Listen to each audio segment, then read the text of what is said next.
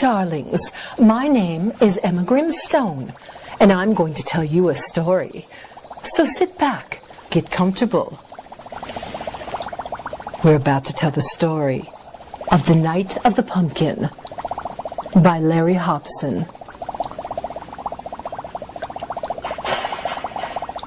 It was October 30th, and all seemed to be like any other day. That was until the night fell at the local pumpkin patch. The moon was high in the sky and about as big as you could get against the blackened night.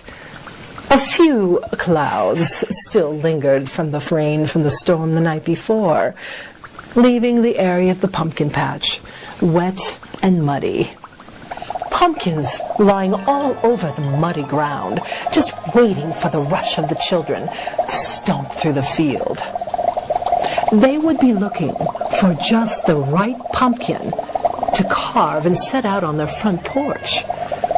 However, if you looked closely, you would see one pumpkin that stood out a little more. The pumpkin, it seemed to be moving. A path in the mud could be seen if one closely looked at the trail of the muddy soil.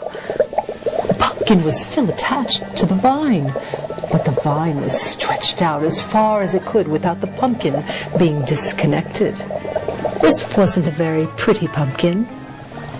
It had bumps all over it and a big black spot at the very bottom that seemed to be rotted. The next day dawned, the sun streaming into the fields, and the kids came from all over town, each trying to get the very best pumpkin in the patch. Pumpkins everywhere were being wrapped up in the field, becoming bare, except for one lone pumpkin. It was being passed by as everyone searched for their absolutely perfect pumpkin. Nightfall settled quietly in the little patch at the edge of town.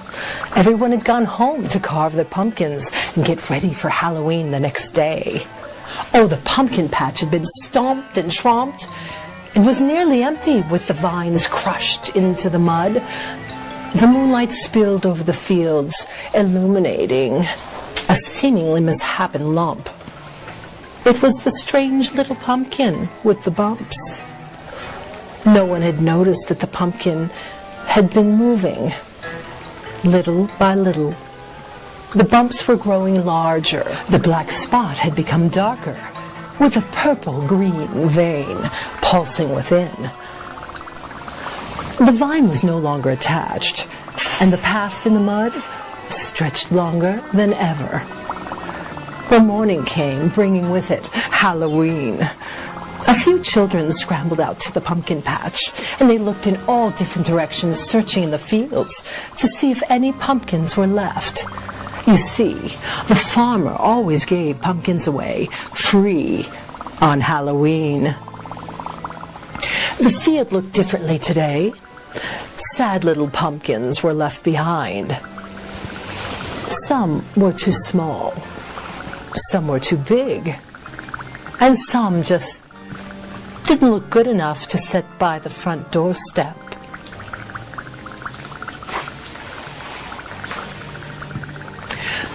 There was a long, slim trail in the mud. The eye could follow the track out of the edge of the furrows, but there was no longer a pumpkin to be seen. Perhaps someone had picked it, and it was sitting on front of their doorstep. Well, night fell on the quiet little town. As the darkness spread its fingers, shadows peeked from every nook and cranny, and the cloud mist settled to the ground. A two-legged thing entered the pumpkin patch. It searched the moonlight fields for the strange little pumpkin, but where was it? As the strange form turned to scan the furrows, the pumpkin appeared. Whatever it was in that field, it had control of that one pumpkin. Or did the pumpkin have control of it? The large black spot had spread and rotted away. There was now a large empty hole in the bottom of the pumpkin with a green, pulsating purple vein to be seen. This pumpkin was on the move. The night of the Halloween was setting in. One more night with the moon full and bright. A large figure was moving across the darkened pumpkin patch. The figure seemed to be standing, dressed in black, with the head of a pumpkin very prominent upon its shoulders. The head was pumpkin orange, while the rest of the form was wrapped in a black overcoat. What had appeared to be hands were instead shiny steel knives. 3 of them. They were coming out from each arm of the overcoat, and the creature was moving through the muddy field and out to the road that led to town. Children ran in every direction. Costumes of every description could be seen. There were small ghosts, cackling witches, beautiful princesses. Pirates with their bright swords scuttled through the shadows cast by the tall trees. A small figure stepped out from the shadows. It turned right and headed down the center of town. As it passed by, children going from door to door made jokes about the costume with the black coat. It was covered with mud, and the pumpkin on its head looked so bad. Did this guy really think he was scary? As the creature passed, it touched each child. Their head immediately changed into a pumpkin with big, large bumps all over it. No one seemed to know what was happening until one child looked at his friends. They all looked the same. Each tried to remove the pumpkin head that seemed to be attached to their body, only to find out that they could not remove it. It wasn't just setting on their head. It had become their head.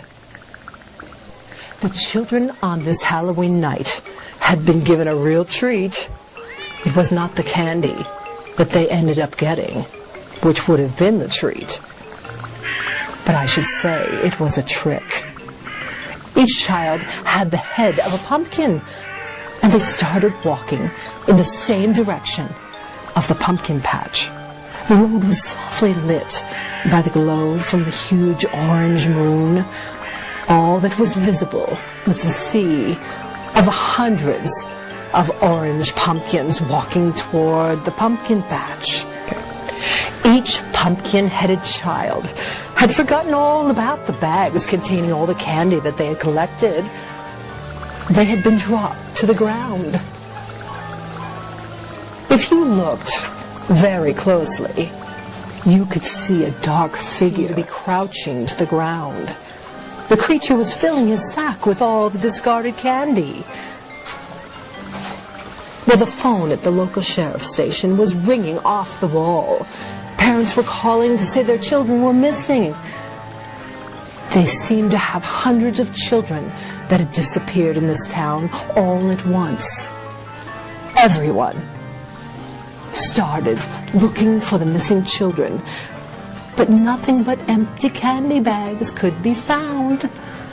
The next morning, the pumpkin patch had taken on a whole new look. There were little figures with pumpkin heads lined up down the furrows of the field. Each little figure had a vine attached, each of them together with their legs that were buried about a foot into the ground. They no longer looked like children, but they sure didn't look like pumpkins either, other than their heads. Well, if you went into the field and counted the strange forms, you would find the count was the same as the missing children. In the one corner of the field was one very, very large pumpkin. It was the best-looking pumpkin that everyone had ever seen. It was as orange as it could be, and it had one long, lush green vine attached to it. The vine ran along the ground and was attached to every one of those strange figures that now stood in the pumpkin patch. Around the bottom of this pretty pumpkin lay a dirty black overcoat and a sack of candy. 6 knives, 3 on each side of the pumpkin, lay in the dirt. A moral to this story: never make fun of those that look differently or may be ugly to you. One day, you may be the one that looks different, and they may make fun of you. This is Emma Grimstone. Have a happy Halloween.